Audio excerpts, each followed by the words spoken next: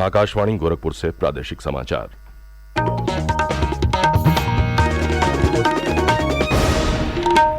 नमस्कार, समाचार बुलेटिन के साथ मैं विकास राय। पहले मुख्य समाचार। मुख्यमंत्री योगी आदित्यनाथ ने बलिया और चंदौली में विभिन्न विकास परियोजनाओं का किया लोकार्पण और शिलान्यास। कहा, सरकार के प्रयासों से बलिया और चंदौली को मिल रही है नई पहचान। मुख्य सचिव दुर्गाशंकर मिश्र ने डेंगू की रोकथाम और नियंत्रण के लिए अधिकारियों को दिए आवश्यक दिशा निर्देश। जागरूकता कार्यक्रम चलाए जाने पर दिया जोर। लखीमपुर खीरी जिले की गोला गोकर्णनाथ विधानसभा सीट के लिए हुए उपचुनाव में भाजपा के अमन गिरी को मिली जीत। और प्रदेश भर में आज मनाई जाएगी देव दीपावली। वाराणसी में होगा भव्य आयोजन।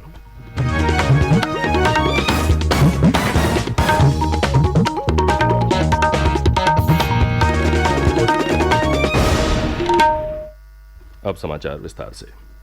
मुख्यमंत्री योगी आदित्यनाथ ने पूर्व मंत्री चंद्रशेखर की मूर्ति का कल बलिया के चंद्रशेखर उद्यान में अनावरण किया। इसके साथ ही उन्होंने जिले की 75 करोड़ की कुल 46 परियोजनाओं का शिलान्यास और लोकार्पण भी किया। इस अवसर पर जनसभा को संबोधित करते हुए मुख्यमंत्री ने कहा कि चंद्रशेखर जी ने बलिया को नई पहचान दी। उन्होंने हमेशा मूल्यों और आदर्शों की राजनीति की। देशहित उनके लिए सर्वोपरि था। संसदीय लोकतंत्र की मजबूती में उनकी अहम भूमिका रही। मुख्यमंत्री ने कहा कि बलिया बागी स्वभाव के लिए जाना जाता है, लेकिन उससे भी अलग हटकर अपनी पहचान बना सके, इसके लिए आज शुरुआत की गई है। बलिया में कृषक उत्पादक संगठन एफपीओस के माध्यम से अलग अलग किसानों के द्वारा जो सब्जी उत्पादन होगा, वह सब्जी दुनिया के बाजार में बिक्री के लिए जाएगा। अभी यहां पर एक ट्रक का मैंने शुभारंभ किया है। भारत सरकार के एक्सपोर्ट प्रमोशन मंत्रालय के द्वारा इस कार्यक्रम को आज यहां पर शुभारंभ किया गया है। यहां के किसानों को, जिसके बारे में प्रधानमंत्री जी बार बार कहते हैं कि अगर किसान की आमदनी को दुगना करना है तो बीज से बाजार तक की इस यात्रा को हमें आसान करना पड़ेगा। इस अवसर पर मुख्यमंत्री ने आजीविका से आत्मनिर्भरता की ओर कार्यक्रम के तहत निराश्रित महिलाओं को स्वावलंबी और आत्मनिर्भर बनाने के औपचारिक तौर पर 10 महिलाओं में टूल किट का वितरण किया। मुख्यमंत्री ने कल चंदौली जनपद में भी लगभग 1000 करोड़ रुपए की विकास परियोजनाओं का लोकार्पण और शिलान्यास किया। इस अवसर पर आयोजित कार्यक्रम को संबोधित करते हुए उन्होंने कहा कि चंदौली एक कृषि उत्पादक जनपद है। जनपद ने खेती किसानी के माध्यम से देश और दुनिया में अपने को और उत्तर प्रदेश को एक नई पहचान दी है। मुख्यमंत्री ने कहा कि जब मार्च 2023 में जनपद का मेडिकल कॉलेज बन जाएगा, तब यहाँ के नौजवानों को मेडिकल शिक्षा के साथ साथ विशेषज्ञ स्वास्थ्य सेवा के लिए बीएचयू और अन्य संस्थानों पर निर्भर नहीं रहना पड़ेगा। उन्होंने कहा कि आकांक्षात्मक जनपद से एक सामान्य जनपद के रूप में चंदौली को नई पहचान मिली है। इस दौरान मुख्यमंत्री ने प्रदर्शनी का अवलोकन किया और बच्चों का अन्नप्राशन भी किया। विगत 5.5 वर्ष के अंदर और प्रधानमंत्री मोदी जी के नेतृत्व में 8.5 वर्षों के अंदर चंदौली ने विकास की नित नई ऊंचाइयां प्राप्त की है। आज यहां पर इंफ्रास्ट्रक्चर डेवलपमेंट का कार्य हो या फिर आम नागरिक के जीवन में परिवर्तन करने का कोई कार्यक्रम, हर एक में चंदौली एक नई ऊंचाई को प्राप्त कर रहा है। और आज आकांक्षात्मक जनपद से एक सामान्य जनपद के रूप में चंदौली की इस पहचान ने भारत सरकार के नीति आयोग से कई पुरस्कार प्राप्त किए हैं। केंद्रीय भारी उद्योग मंत्री डॉक्टर महेंद्र नाथ पांडे ने भी कार्यक्रम को संबोधित किया। मुख्यमंत्री योगी आदित्यनाथ ने कल वाराणसी के सर्किट हाउस में 17 नवंबर से 16 दिसंबर के बीच आयोजित होने वाले काशी तमिल संगमम की तैयारियों की समीक्षा की। उन्होंने अधिकारियों को निर्देश दिया कि 1 महीने तक चलने वाले इस आयोजन की तैयारियां उच्च स्तरीय होनी चाहिए। मुख्यमंत्री ने बताया कि वाराणसी में 1 माह तक चलने वाला काशी तमिल संगमम केंद्र सरकार के शिक्षा विभाग द्वारा आयोजित किया जा रहा है।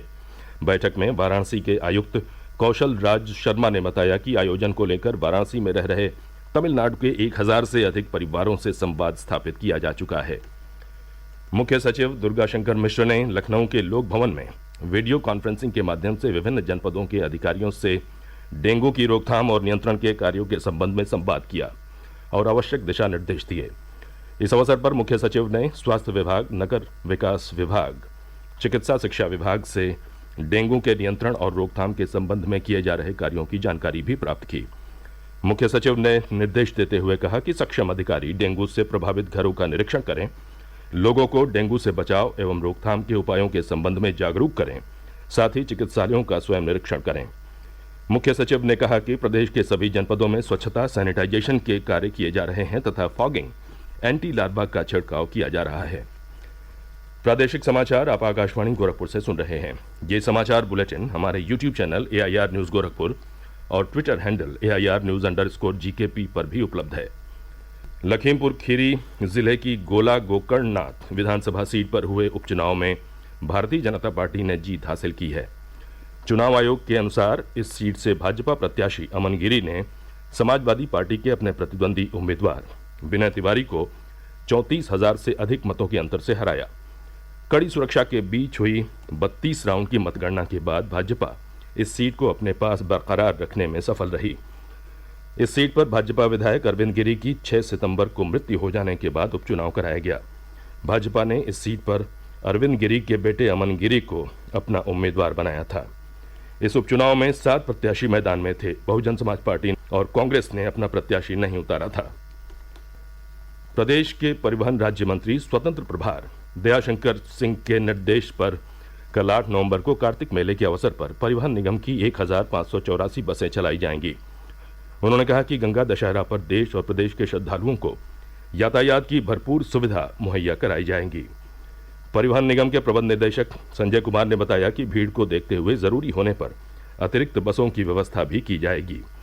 यात्रियों को जानकारी उपलब्ध कराने के लिए कंट्रोल रूम बनाया गया है, जिसका दूरभाष नंबर 0522-2629-857 है।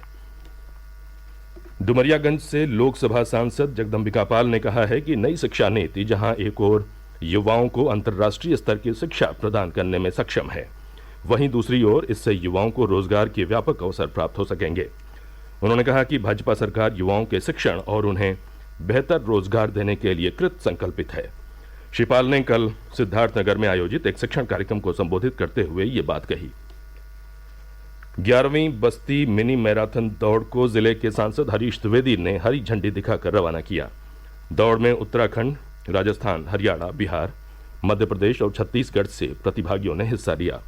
दौड़ में महिला वर्ग में बस्ती के वाल्टरगंज की डिम्पल सिंह ने पहला स्थान, प्रयागराज की नीतू कुमारी ने दूसरा स्थान और बस्ती की शशि लता ने तीसरा स्थान प्राप्त किया।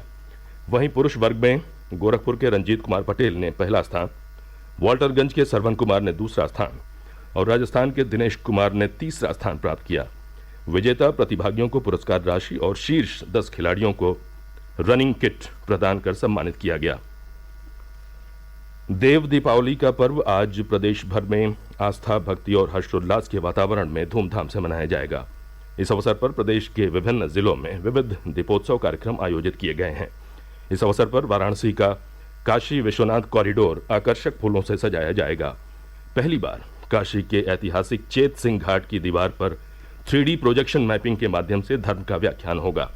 इसके जरिए काशी आने वाले पर्यटक मां गंगा के पृथ्वी पर अवतरण और देव दीपावली की कथा सुन सकेंगे। लेजर और लाइट मल्टीमीडिया शो के माध्यम से भगवान शिव के भजन की प्रस्तुति भी होगी। काशी के धनुषाकार घाटों को 10 लाख दियों से रोशन किया जाएगा। और अंत में मुख्य समाचार एक बार फिर सुन लीजिए।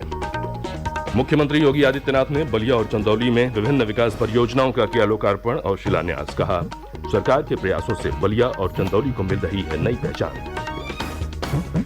मुख्य सचिव दुर्गाशंकर मिश्र ने डेंगू की रोकथाम और नियंत्रण के लिए अधिकारियों को दिए आवश्यक दिशा निर्देश। जागरूकता कार्यक्रम चलाए जाने पर दिया जोर। लखीमपुर खीरी जिले की गोला गोकर्णनाथ विधानसभा सीट के लिए हुए उपचुनाव में भाजपा के अमन गिरी को मिली जीत।